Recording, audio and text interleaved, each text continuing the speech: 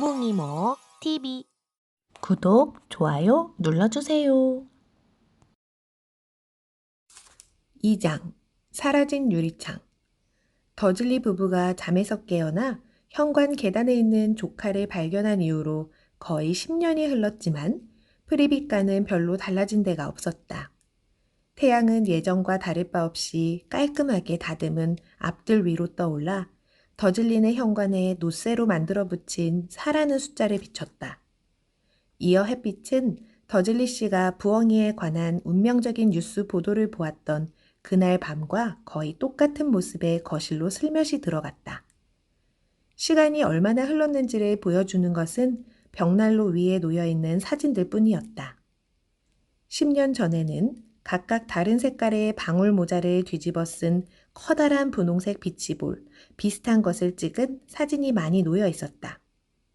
하지만 더즐리는 더 이상 아기가 아니었고 이제 그 사진들에는 덩치 큰 금발 소년이 난생 처음 자전거를 타거나 축제에 가서 회전 목마를 타거나 아버지와 함께 컴퓨터 게임을 하거나 어머니에게 포옹과 입맞춤을 받는 모습이 담겨 있었다. 또 다른 아이가 이 집에 살고 있다는 사실을 알려주는 물건은 어디에도 없었다. 하지만 해리포터는 여전히 그곳에 있었다. 이 순간에는 잠들어 있지만 곧 깨어날 터였다. 피튜니아 이모는 이미 일어나 있었고 하루의 시작을 알리는 첫 번째 소음은 바로 이모의 날카로운 목소리였다. 일어나! 일어나라고 당장! 해리는 깜짝 놀라 눈을 떴다. 이모가 또다시 문을 쾅쾅 두드렸다. 일어나! 그녀가 꽥 소리를 질렀다. 이모가 부엌으로 걸어가는 소리, 프라이팬을 레인지에 올려놓는 소리가 들렸다. 해리는 몸을 굴려 똑바로 누웠다. 방금까지 꾸었던 꿈을 떠올려 보려고 애썼다. 기분 좋은 꿈이었다. 날아다니는 오토바이가 나왔다.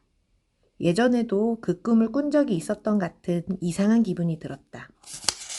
이모가 다시 문 밖에 와 있었다. 아직도 안 일어난 거니? 그녀가 물었다. 일어나요. 해리가 말했다. 그럼 얼른 움직여. 베이컨 올려놨으니까 지켜보고 있어라. 태워 먹었다가는 혼날 줄 알아. 우리 더들리 생일에는 모든 게 완벽해야 하니까. 해리가 툴툴거렸다. 뭐라고 했니? 이모가 문 너머에서 쏘아붙였다. 아니에요. 아무것도. 더들리의 생일. 어떻게 잊을 수 있을까? 해리는 천천히 침대에서 일어나 양말을 찾기 시작했다. 침대 밑에서 양말 한 켤레를 발견한 그는 한 짝에 붙어있던 거미를 떼어 내고 양말을 신었다. 해리에게 거미는 매우 익숙한 존재였다. 계단 밑 벽장에는 거미가 득실거렸고 바로 그곳이 해리의 잠자리였기 때문이다. 해리는 옷을 입은 다음 복도를 지나 부엌으로 향했다. 더들리가 받은 생일 선물이 잔뜩 놓여 있어 식탁은 거의 보이지도 않았다. 더들리는 두 번째 텔레비전과 경주용 자전거는 물론 전부터 갖고 싶어 하던 신형 컴퓨터를 받은 모양이었다. 매우 뚱뚱한 데다가 누군가를 때리는 운동을 제외한 모든 운동을 굉장히 싫어하는 더들리가 정확히 뭐 때문에 경주용 자전거를 갖고 싶어 했는지 해리에게는 수수께끼였다. 더들리는 가장 좋아하는 샌드백, 해리를 붙잡지 못할 때가 많았다. 겉보기와 달리 해리는 굉장히 날쌔다. 어두운 벽장에서 지내는 것과 관계 있을지도 모르지만 해리는 예전부터 또래에 비해 덩치도 작았고 깡 말랐다. 실제보다 더 작고 더 깡말라 보이는 이유는 더들리가 전에 입었던 옷들을 입어야 했기 때문이었다. 더들리는 해리보다 덩치가 4배 정도 더 컸다. 해리는 얼굴이 갸름했고 울퉁불퉁한 무릎에 머리는 검은색, 두 눈은 밝은 초록색이었다. 그는 더들리가 코를 하도 후려치는 바람에 셀로판 테이프를 여러 번 감아놓은 동그란 안경을 쓰고 다녔다. 해리가 자기 외모에서 유일하게 마음에 들어한 부분은 번개 모양의 아주 가느다란 이마의 흉터뿐이었다. 그 흉터는 해리가 기억하는 한 가장 오래전부터 그 자리에 있었다. 그가 기억하기로 피투니아 이모에게 맨 처음 던졌던 질문도 어쩌다 그 흉터가 생겼냐는 것이었다. 네 부모가 자동차 사고로 죽었을 때 생긴 거다. 피티니아 이모가 말했다. 그리고 질문은 하지 마라. 질문은 하지 마라. 그것이 더즐리 가족과 함께 조용히 살고 싶다면 반드시 지켜야 하는 첫 번째 규칙이었다. 해리가 베이컨을 뒤집고 있는데 버넌 이모부가 부엌에 들어왔다. 머리 좀 빗어라. 그가 빽 소리를 질렀다. 아침 인사 같은 것이었다. 일주일에 한 번꼴로 버넌 이모부는 신문 너머로 해리에게 머리를 자르라고 소리 질렀다. 해리는 분명 같은 반 남학생들이 머리 자르는 횟수를 모두 합친 것보다 더 자주 머리를 잘랐지만 그래도 별 차이는 없었다.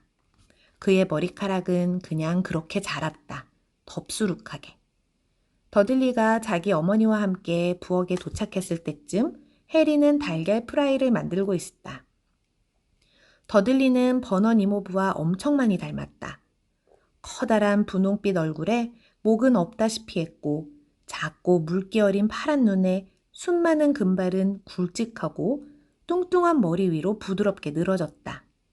피투니아 이모는 종종 더들리가 꼭 아기 천사 같다고 말하곤 했다. 해리는 종종 더들리가 가발을 뒤집어 쓴 돼지 같다 말했고 해리는 달걀과 베이컨을 담은 접시들을 식탁에 올려놓았다. 선물 때문에 빈 공간이 별로 없어서 힘들었다. 그 사이 더들리는 선물 개수를 헤아리고 있었다. 더들리의 얼굴이 어두워졌다. 36개잖아. 엄마와 아빠를 올려다보며 더들리가 말했다. 작년보다 2개가 적어. 아가, 아직 마지고모가 준 선물을 안 셌잖니. 봐, 여기 엄마랑 아빠가 준 큰 선물 밑에 있네. 좋아, 그럼 37개. 더들리가 말했다. 그의 얼굴이 벌개지고 있었다. 해리는 더들리가 머지않아 성질을 부리라는 걸 알고 그가 식탁을 엎어버릴 것에 대비해 가능한 빨리 베이컨을 입에 밀어넣기 시작했다. 피투니아 이모도 다가오는 위협을 확실히 감지했는지 서둘러 말했다. 그리고 오늘 밖에 나가서 선물을 2개 더 사줄 거야. 어떠니 아가? 선물을 2개 더 받는 거야. 그럼 되겠니? 더들리는 잠시 생각에 잠겼다. 그에게는 어려운 문제인 듯했다. 마침내 그가 천천히 입을 열었다. 그럼 선물이 39개란다, 귀염둥이야. 피투니아 이모가 말했다. 아! 더들리는 육중한 몸을 자리에 앉히더니 가장 가까이에 있는 선물꾸러미를 쥐어주었다. 그럼 됐어. 버넌 이모부가 낄낄거렸다. 요 말썽꾸러기가 돈의 가치를 아는구나. 아버지를 똑 닮아가지고 장하다 더들리. 그는 더들리의 머리를 헝클어뜨렸다. 그 순간 전화벨이 울려서 피투니아 이모는 전화를 받으러 나갔고 그동안 해리와 버넌 이모부는 더들리가 경주용 자전거며 영화 촬영용 카메라, 원격 조종 비행기, 16가지 새로운 컴퓨터 게임, 비디오 카메라의 포장을 뜯는 모습을 지켜보았다. 통화를 마친 피투니아 이모가 화나기도 하고 걱정스럽다는 표정으로 돌아왔을 때 더들리는 금으로 된 손목시계 포장지를 찢어 발기고 있었다. 나쁜 소식이에요, 버넌. 피투니아가 말했다. 피그 부인 다리가 부러졌다네요. 쟤 못 봐준대요. 피투니아 이모가 해리 쪽으로 휙 고갯짓을 했다. 더들리의 입이 끔찍하다는 듯 벌어졌지만 해리는 가슴이 마구 뛰었다.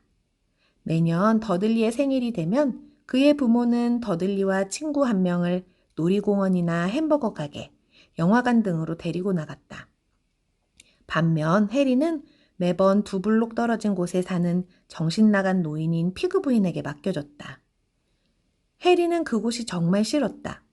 집안 전체에 양배추 냄새가 진동하는 데다가 피그 부인은 자기가 지금까지 키웠던 고양이들의 사진을 해리에게 억지로 보여주었다.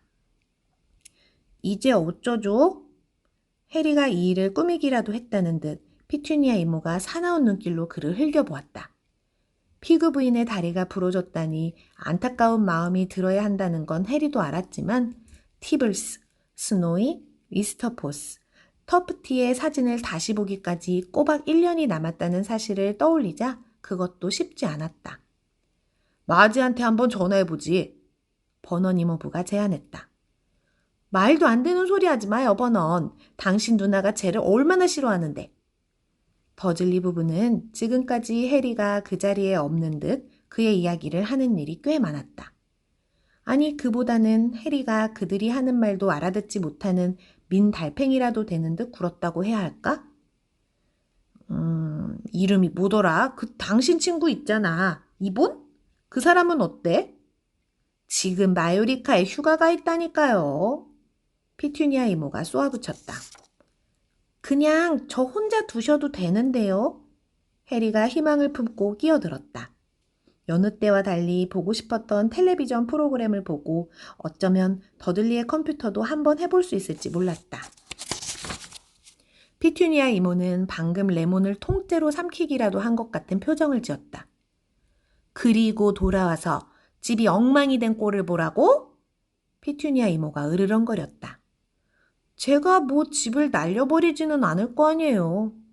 해리가 말했지만 더즐리 부부는 듣지 않았다. 동물원에 데려가야 할까 봐. 피투니아 이모가 천천히 말했다. 가서 차에 두면 되니까? 새 차야. 차 안에 혼자 둘 수는 없어. 더들리가 큰 소리로 울기 시작했다. 사실 진짜로 우는 건 아니었다. 그가 진짜로 운 건 벌써 오래전의 일이었다. 하지만 더들리는 얼굴을 잔뜩 일그러뜨리고 울부짖으며 엄마가 원하는 건 무엇이든 들어준다는 사실을 알고 있었다. 우리 깜찍한 더들더들 뚝! 엄마는 저 녀석이 네 특별한 날을 망치게 놔두지 않을 거야. 피투니아 이모가 더들리를 꽉 껴안으며 소리쳤다.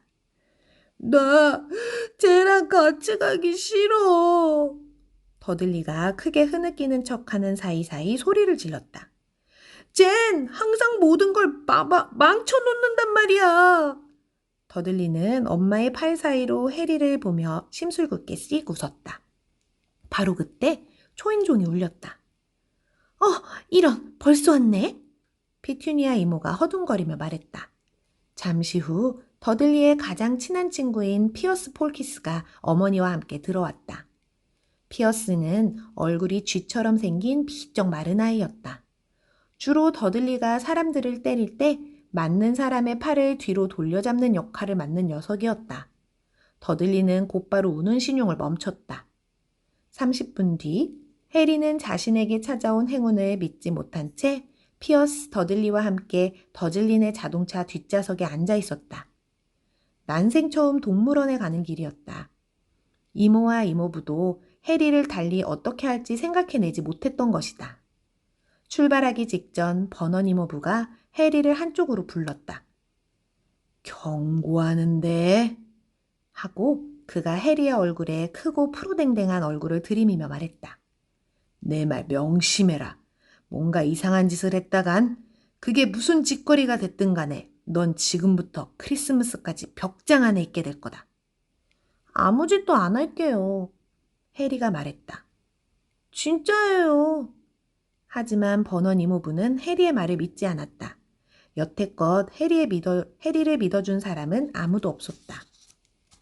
문제는 해리 주변에서 실제로 이상한 일이 자주 일어난다는 것이었다. 해리가 더즐리 부부에게 자기가 한 일이 아니라고 아무리 말해봐야 소용없었다. 한 번은 이발소에 갔다 왔는데도 전혀 이발한 것 같지 않은 해리 모습에 진저리를 내며 피투니아 이모가 부엌 가위를 가져와 그의 머리를 짧게 자른 적이 있었다. 그 끔찍한 흉터를 가려야 한다며 남겨놓은 앞머리를 제외하면 대머리나 다름없을 만큼 짧았다. 더들리는 해리를 보고 멍청하게 웃어댔고 해리는 다음날 학교 갈 생각에 뜬 눈으로 밤을 새웠다. 안 그래도 해리는 이미 헐렁한 옷과 셀로판 테이프로 이어붙인 안경 때문에 학교에서 놀림감이 되어 있었다. 그런데 다음날 아침 일어나 보니 그의 머리카락은 정확히 피투니아 이모가 자르기 직전의 상태로 돌아와 있었다. 머리가 어떻게 그렇게 빨리 자랐는지 설명할 수조차 없었는데도 해리는 그 일로 일주일 동안 벽장에 갇혀 있었다.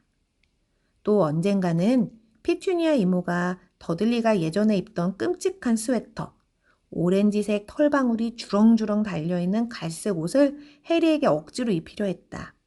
그녀가 더욱 힘주어 해리의 머리를 집어넣으려고 할수록 옷은 점점 작아지는 듯 하더니 마침내 손가락 인형한테면 모를까 해리에게는 결코 맞지 않는 크기가 되었다. 피투니아 이모는 세탁 과정에서 옷이 줄었다고 생각하기로 했고 매우 다행스럽게도 해리는 벌을 받지 않았다. 한 번은 학교 급식실 주방 지붕에서 발견되어 끔찍한 공명에 빠진 적도 있었다. 더들리 패거리가 평소처럼 해리를 쫓던 그때 다른 누구보다도 해리 자신이 놀랄 만한 일이 벌어졌다. 정신을 차려보니 굴뚝 위에 앉아 있는 것이었다.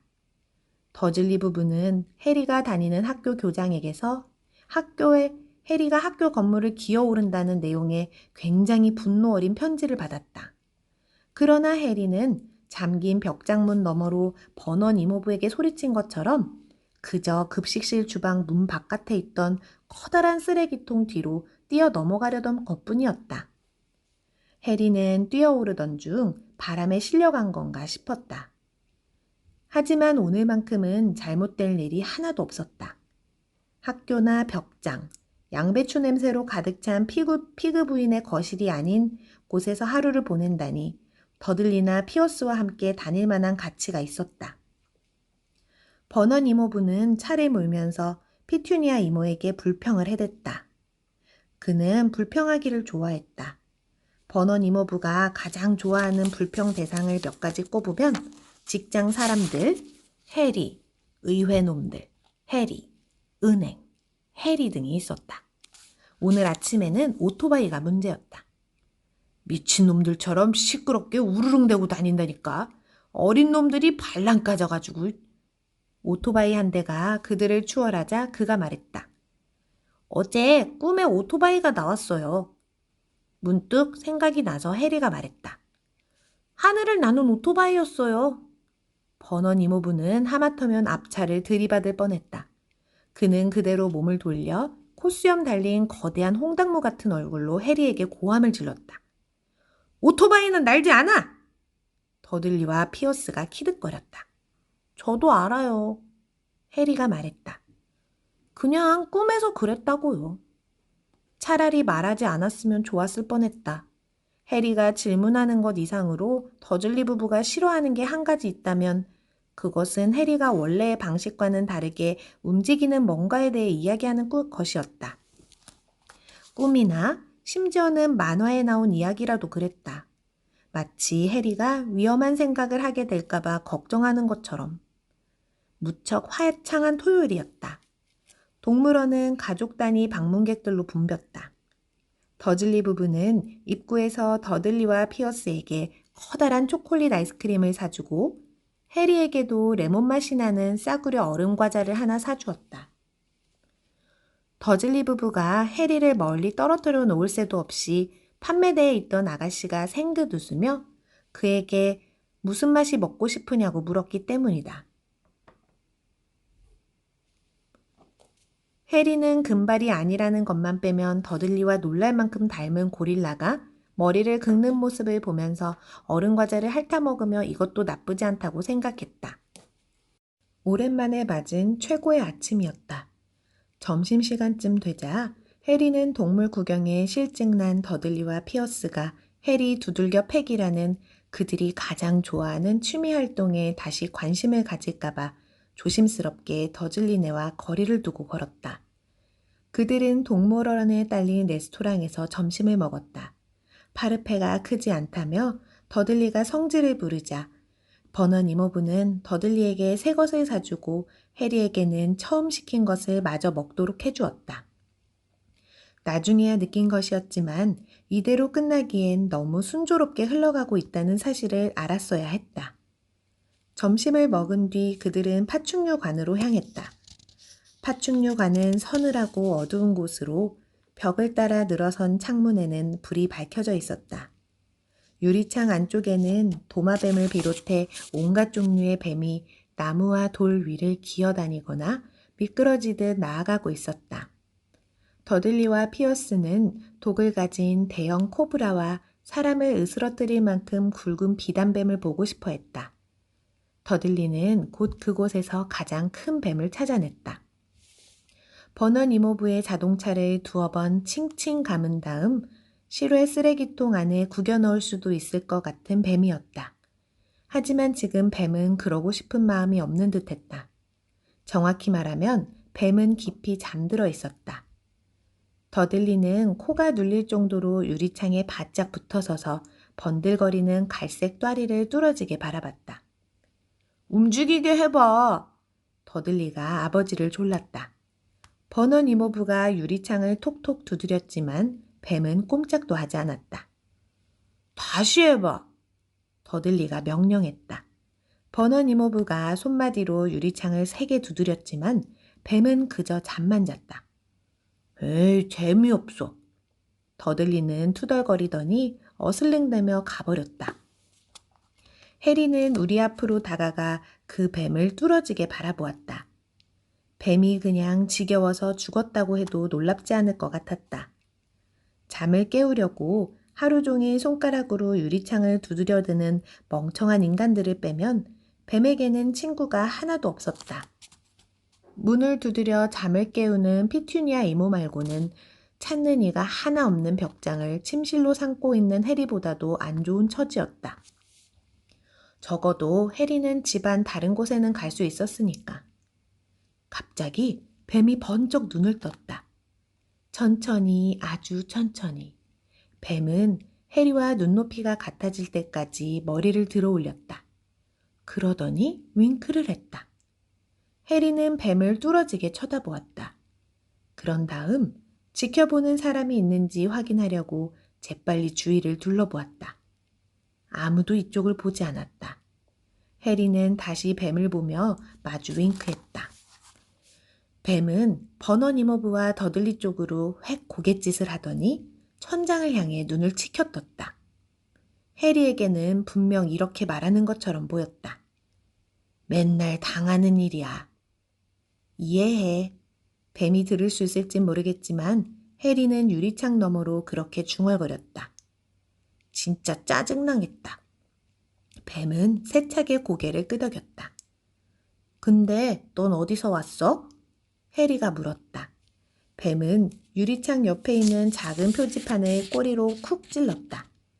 해리는 표지판을 자세히 들여다보았다. 보아뱀 브라질. 거긴 괜찮았어? 보아뱀이 표지판을 다시 한번 꼬리로 쿡 찌르기에 해리는 계속 읽어나갔다. 이 동물은 동물원에서 태어났음. 아, 그렇구나. 그럼 브라질에는 한 번도 안 가본 거야? 뱀이 고개를 끄덕이는데 해리의 등 뒤에서 귀청이 떨어질 듯한 고함 소리가 들려와 뱀과 해리 모두 깜짝 놀랐다. 더들리 아저씨, 이리 와서 이 뱀 좀 보세요. 이 뱀이 뭐라는지 못 믿으실걸요?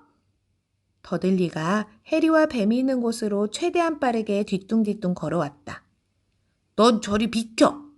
더들리가 해리의 옆구리에 주먹을 꽂으며 말했다. 무방비 상태에서 얻어맞은 해리는 콘크리트 바닥에 거칠게 나동그라졌다.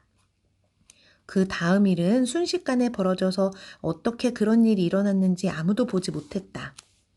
유리창에 바짝 기대 있던 피어스와 더들리가 한순간 공포 섞인 비명을 지르며 뒤로 벌쩍 물러났다. 해리는 몸을 일으키고 앉아 숨을 헉 들이켰다. 보아뱀 우리의 안면 유리가 사라진 것이었다. 거대한 뱀이 빠르게 또아리를 풀며 바닥으로 미끄러져 나왔다. 파충류 관에 있던 사람들 모두가 비명을 지르며 출구를 향해 달려가기 시작했다. 해리는 뱀이 그의 옆을 빠르게 지나가며 낮은 소리로 이렇게 슉슉 거렸다고 장담할 수 있었다. 브라질이여, 내가 간다. 고맙다, 친구. 파충류 관의 관리인은 충격에 빠졌다. 그런데 유리는... 관리인은 이 말만 반복했다. 유리는 어디로 간 겁니까? 동물원장은 피투니아 이모에게 손수 진하고 달달한 차까지 타주며 거듭 사과했다. 피어스와 더들리는 겁에 질려 횡설수설할 뿐이었다. 해리가 본 것에 따르면 뱀은 지나가면서 그 둘의 뒤꿈치를 장난스럽게 깨무는 척만 했을 뿐 아무 짓도 하지 않았다. 그러나 버넌 이모부의 자동차에 돌아왔을 때 더들리는 뱀한테 다리를 물어뜯길 뻔했다며 짓거렸고 피어스는 맹세컨대 뱀이 자기를 조여 죽이려 했다고 떠들어댔다. 하지만 최악의 상황, 그러니까 적어도 해리의 입장에서 최악의 상황은 피어스가 이렇게 얘기할 수 있을 만큼 침착해지고 있다는 것이었다. 해리가 그 뱀한테 말을 걸고 있었어요. 안 그래, 해리? 버넌 이모부는 피어스가 집 밖으로 나갈 때까지 기다렸다가 해리에게 달려들었다. 그는 너무 화가 나서 얘기도 제대로 하지 못하고 간신히 이렇게 말했다. 가라, 벽장으로. 거기 있어. 밥은 없다. 그런 다음 그는 무너지듯 의자에 주저앉았다. 피투니아 이모가 달려가 브랜디가 담긴 커다란 잔을 그에게 가져다 주었다. 해리는 그때부터 한참 동안 어두운 벽장 안에 누워 시계가 있었으면 하고 바랬다. 몇 시인지 알 수 없으니 더즐리 부부가 지금쯤 잠들었을지도 알 방법이 없었다. 그들이 잠들기 전에는 먹을 것을 찾으러 부엌에 숨어드는 위험을 감수할 수 없었다. 해리는 더즐리 가족과 거의 10년을 함께 살았다. 비참한 10년이었다. 부모님의 문제의 사고로 돌아가신 아기 때부터 기억하는 한평생 그들과 함께 산 것이다. 해리는 부모님이 돌아가셨을 때 자신이 그 차에 타고 있었는지 기억하지 못했다. 이따금 벽장 속에서 오랜 시간을 보내며 기억을 짜내다 보면 이상한 광경이 떠오르기도 했다. 눈이 멀 정도로 밝은 초록빛 성감과 이마에 느껴지는 타는 듯한 통증. 사고 때문인 것 같지만 그 초록색 빛은 대체 어디에서 나온 건지 상상도 안 됐다. 부모님은 전혀 기억나지 않았다. 이모와 이모부는 한 번도 부모님에 대해 말한 적이 없었고 물론 그에게는 질문도 금지되어 있었다.